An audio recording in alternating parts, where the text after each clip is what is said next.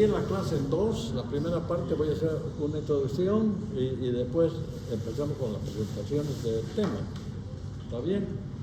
Entonces, vamos a empezar con esto, haciendo algunas aclaraciones de algo importante como son lo que significa ciencia, lo que significa razón, lo que significa la fe y la razón, la ciencia y la fe.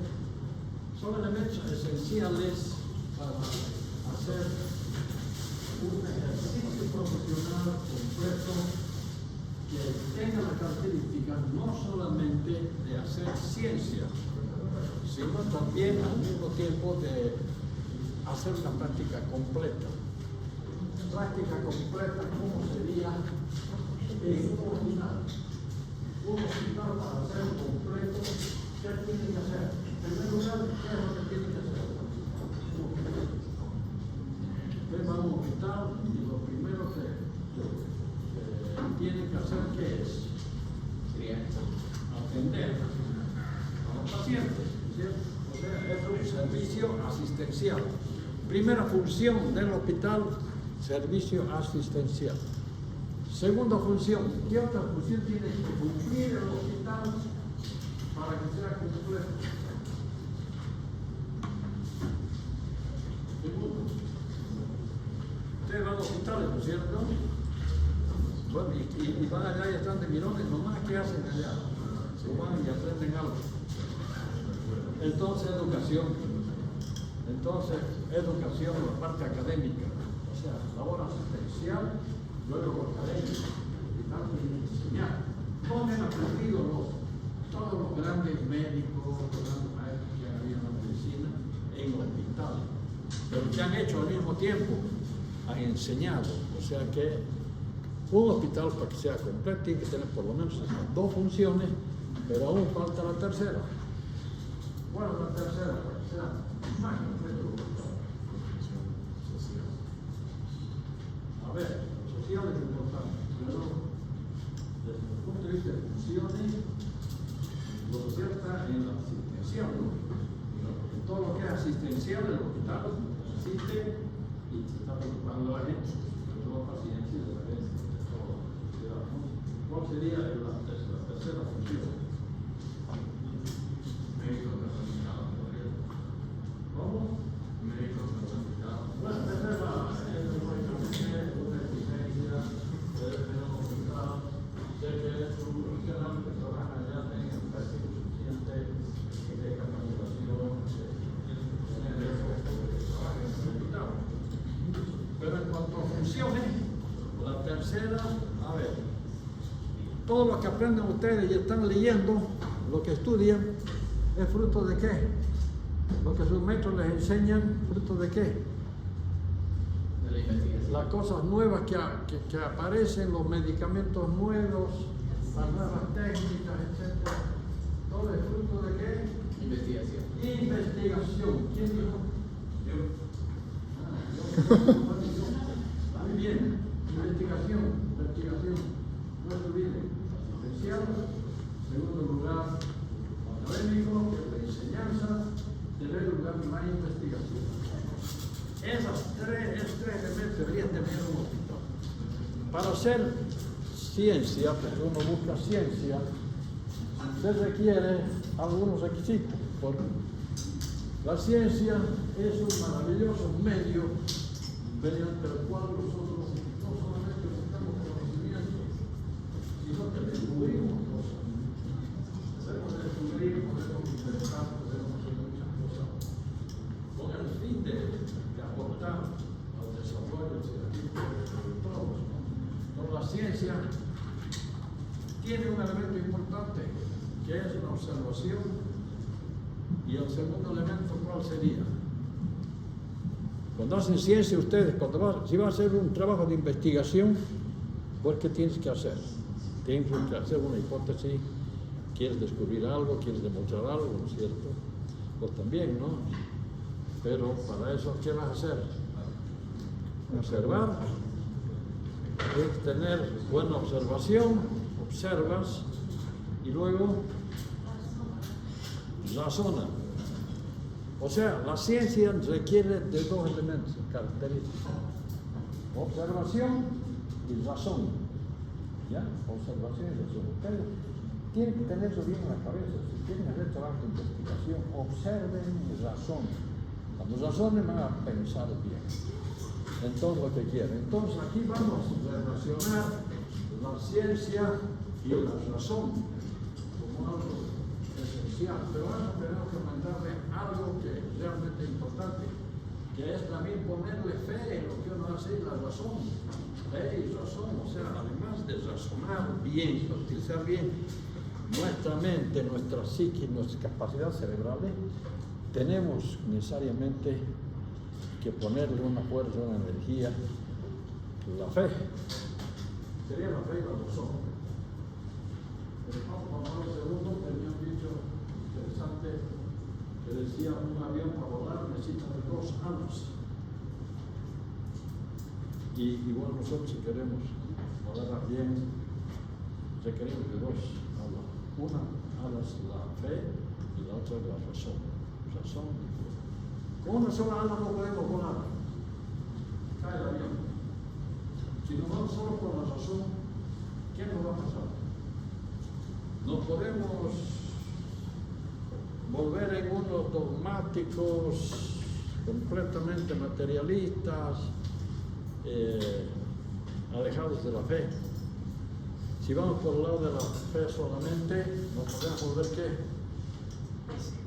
Unos fundamentalistas, como hay en el mundo muchos fundamentalistas que además se van por caminos como el terrorismo, desde el mismo extremo, tiene varios niveles, ¿no? Unos más extremos son capaces de hacer cualquier cosa por su fe, ¿no?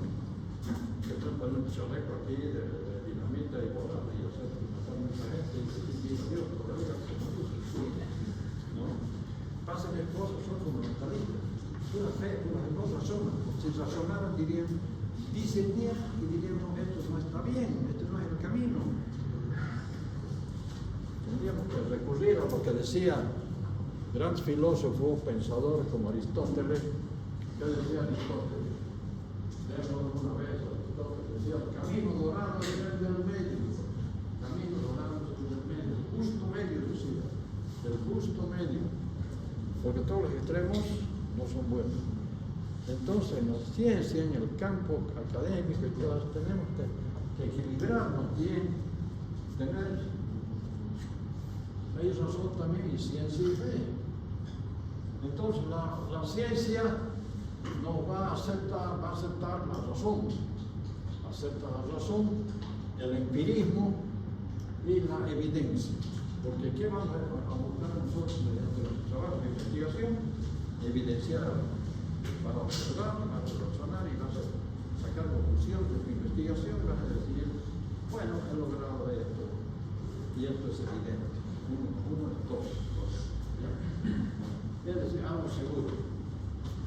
La religión, es decir, la religión, si incluimos aquí, incluye además de la fe, la revelación y lo sagrado.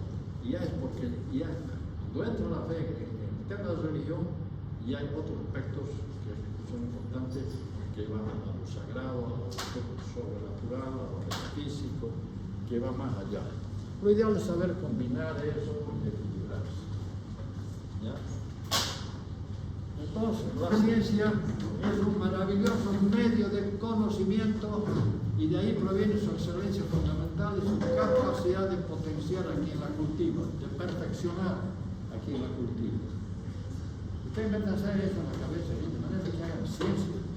No están para aprender nomás algunas asignaturas, los temas, capítulos de aula. Hagan ciencia en realidad.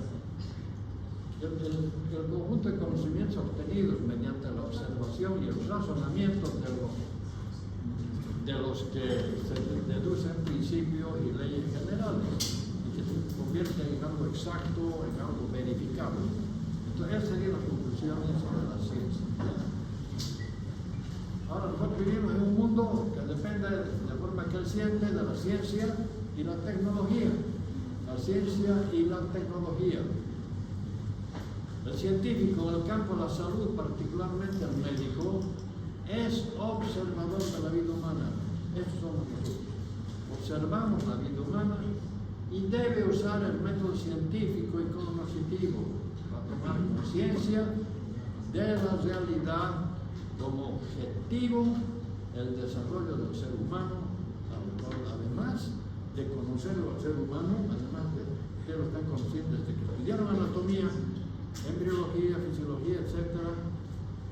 Bueno, hasta aprender a respetarlo al ser humano, ¿no? A lo largo de la historia han habido grandes revoluciones y eso es importante que en nuestra cultura general sepamos. La primera ha sido la Revolución Verde. La Revolución Verde. 2000 años antes de Cristo, imagínense. Estamos en la época de la prehistoria. La historia empieza a partir de 4000 años antes de Cristo, cuando ya se podía escribir, se escribían algunos, se puede citar. Pero antes de los 4000 años era la prehistoria. En la prehistoria todavía, 10.000 años antes de Cristo, sucede un gran cambio en la evolución del ser humano. En la Revolución Verde. ¿A qué le suena verde? Revolución Verde, ¿qué puede ser? Agricultura. Agricultura, bien. Entonces, 10.000 años antes de Cristo, los clanes que habían de grupos que eran recolectores, sobre todo, descubren que se puede plantar una semilla y puede crecer una planta. Y se pueden hacer muchas. Entonces, empieza la agricultura. Pero también al conocer la agricultura no es nomás poner la semilla y irse, ¿no? Sino que tiene que quedarte a cultivar, a deshiervar hasta que queda la cosecha y hacerlo bien. Entonces ahí vienen los primeros asentamientos humanos y las ciudades. Los pueblos primero, luego la ciudad. Luego están los grandes descubrimientos. De ahí saltamos en la historia hasta el siglo XVI, grandes descubrimientos. ¿Cuáles son? Grandes descubrimientos, siglo XVI, XV, XVI. ¿Qué pasa? Realmente cambia todo. Algo así, muy importante. ¿Ah? ¿Qué pasa? ¿Qué se descubre? Hay varios descubrimientos, ¿no? Para los europeos puede haber sido descubrir un continente, ¿no? Descubrimiento de América puede ser, pero algo importante, a ver. ¿Vos qué haces? ¿Estás leyendo, cierto? ¿Estás leyendo? Sí. ¿Vos también tienes para leer aquí? ¿Alguien tiene un libro? ¿Ya no se usa el libro? Bueno, ya. La imprenta. Ah, bueno, la imprenta. Gutenberg.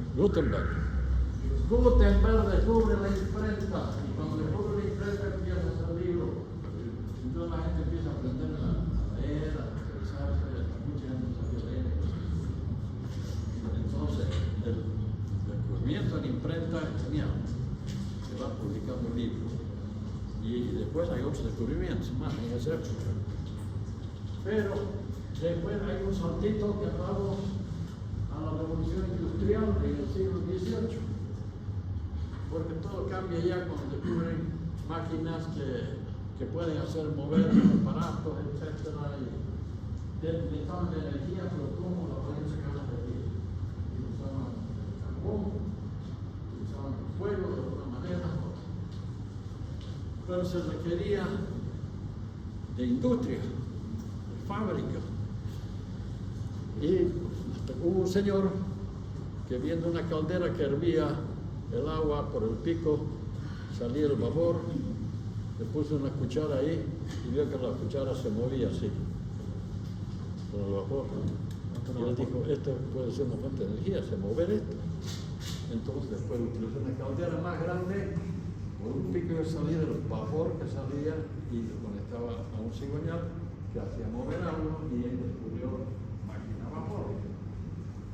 Una máquina a vapor bien hecha y grande puede ser mover trenes, toneladas. Bueno, utilizaban así energía. Entonces surgieron las fábricas. Grandes cambios para la gente y lógico para la salud. también, porque también los trabajadores trabajaban de más, hay muchos problemas sociales y también enfermedades.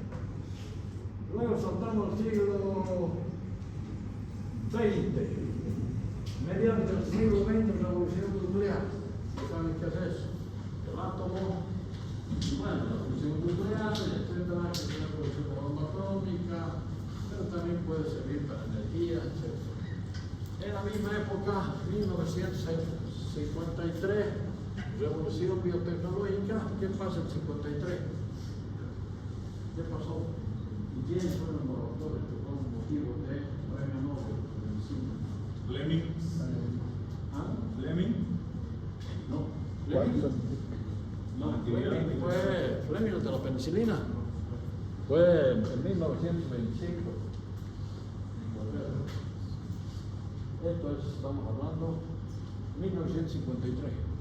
Watson y Crick. Watson y Crick. Muy bien.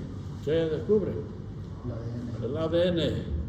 Entonces aquí empieza la revolución tecnológica del ADN. Aquí vamos a entrar a estudiar esas cosas.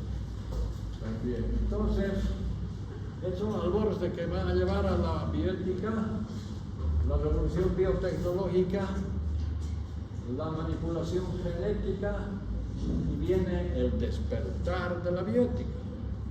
Estamos hablando ya del siglo XX, fines del siglo XX prácticamente. Entonces, el surgimiento de la bioética tiene que ver con el adelanto biotecnológico. También hay una nueva relación, paradigma de relación entre médico y paciente. No era como era antes la medicina, sino el paciente tiene derechos y bueno, no es el médico la vaca sagrada, ¿no? Sino el paciente tiene que saber. Después va a venir el consentimiento informado, etc. Hay una nueva relación y aquí tiene que estar el gran valor que hemos hablado en anterior clase de la confianza que debe haber entre paciente y médico. Entonces hay una relación diferente. Antes la única autoridad que había era el médico. Luego viene el pluralismo cultural, porque con el globalismo nos conocemos más todos en el mundo, sabemos las diferencias que hay, étnicas y sociales, etc. Entonces, la biotecnología, pasemos un poco esto aquí.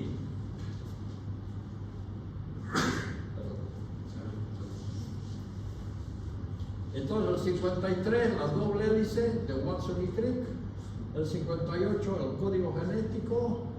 El 74, las enzimas de restricción. 77, técnicas de producción asistida, de secuenciación, mejor dicho, del DNA. El 77 y empieza el 86, el comienzo del proyecto Genoma Humano. Esto es muy interesante. Luego, el primer borrador, aquí sale el primer protocolo de ingeniería genética. En 98, las células madres y la medicina regenerativa, que actualmente se está trabajando mucho. 2001, el proyecto Genoma Humano se lee por primera vez y luego está completado en 2003. Aquí, cuando se logra completar el proyecto Genoma Humano, es muy interesante porque salió una videoconferencia mundial donde estaba el presidente de Estados Unidos y el primer ministro de Inglaterra, junto con los principales científicos, y anunciaron eso. Mucha gente lo veía como cualquier noticia. Yo tuve la suerte de ver la información. Esto fue genial realmente. Porque allí, ahora, en 2025, hay grandes cambios. Pero fíjense lo que pasó en 50 años. Bueno, solamente eso para introducirle. Y aquí está Watson y Crick con su ADN, una maqueta del ADN como ellos se la imaginaron, ¿no? Premio Nobel de Medicina. El diagrama de rayos X, modelo de la doble hélice. Ahí está. Después al grupo que le toca ADN tiene que hablar de todo esto. Entonces, la mayor revolución de la historia viene a ser la intervención sobre la vida. Sobre la vida. Y ahí entra la bioética como una reflexión ética interdisciplinaria sobre los actos vinculados con la vida humana. Esto no pensarlo igual, pensarlo para que les guste, les interese, amor, y esta parte, porque lo va a pensar, todo lo que tiene que ver con lo que va a ir en la vida después, profesión, como he dicho, su especialidad, lo que vaya a dedicarse, pero hacerlo con un sentido así, como una reflexión ética interdisciplinaria. ¿Por qué interdisciplinaria? ¿Por qué interdisciplinaria?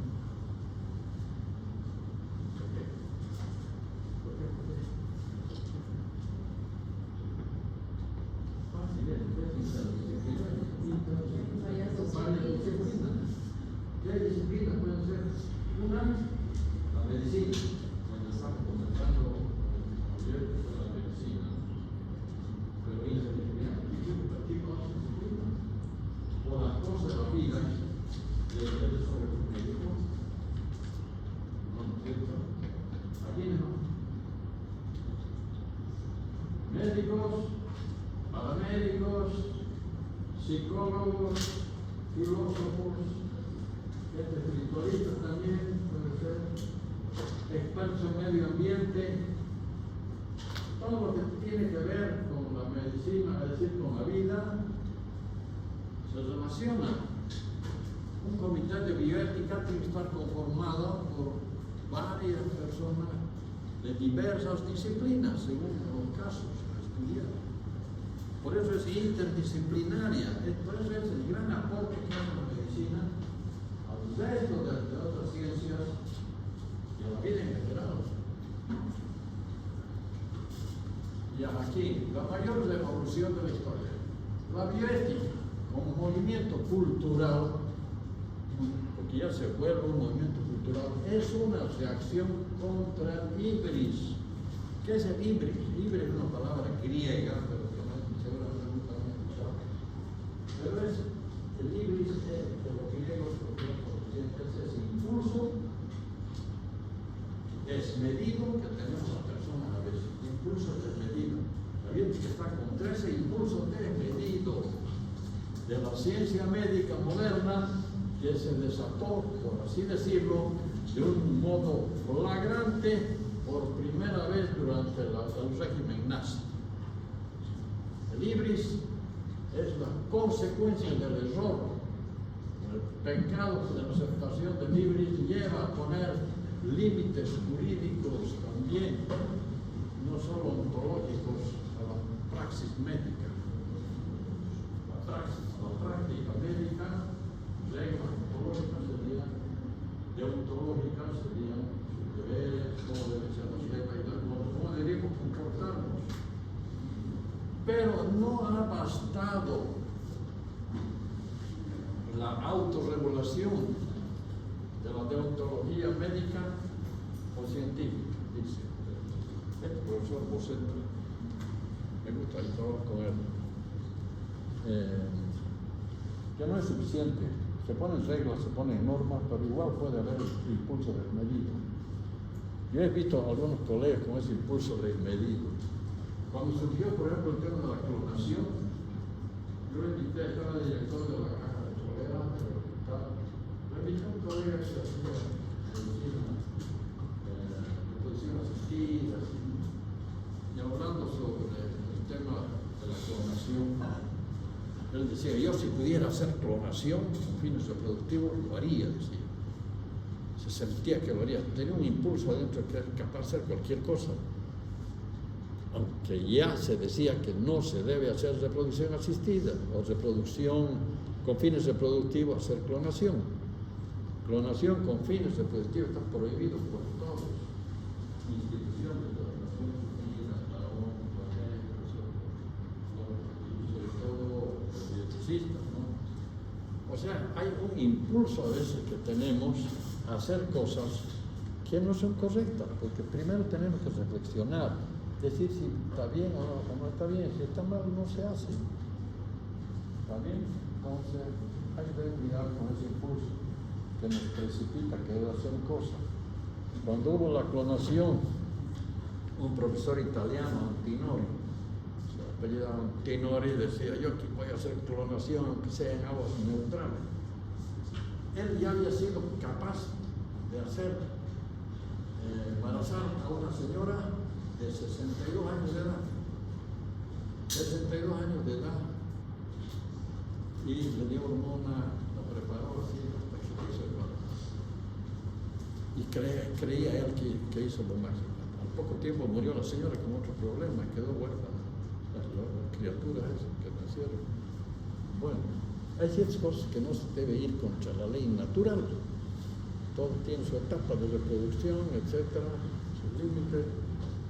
No vayamos en contra, ir en contra a veces no lleva a ese impulso desmedido. Ahora, ¿por qué estamos hablando de ese impulso desmedido? Ahora nos van a hablar ustedes sobre Nuremberg. Van a ver ese impulso desmedido que tenían los nazis, los médicos nazis, de investigar en pacientes judíos y así le hicieron barbaridades, ¿no? Y de ahí surgió el primer código de ética de la investigación, que es el código Nuremberg, que tienen todos que saber. Bien, ¿ya está listo el grupo? ¿O alguna pregunta sobre esto? Bueno, ¿dónde está el grupo? ¿No hay? Grupo 1, ¿no? Sí. Ya, ¿cómo lo van a hacer?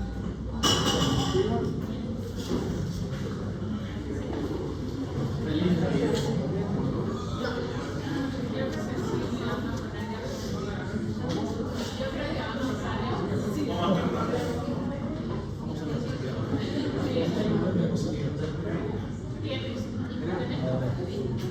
Ya puedes tu flash.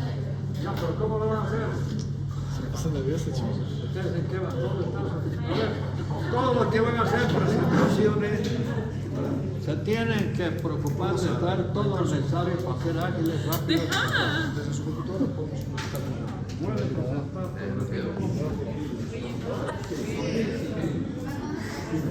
no puedo parar la actividad.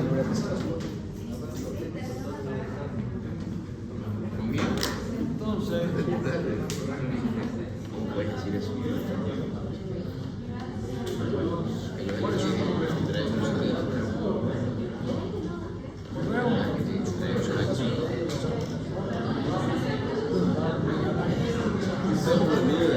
Dice que no eres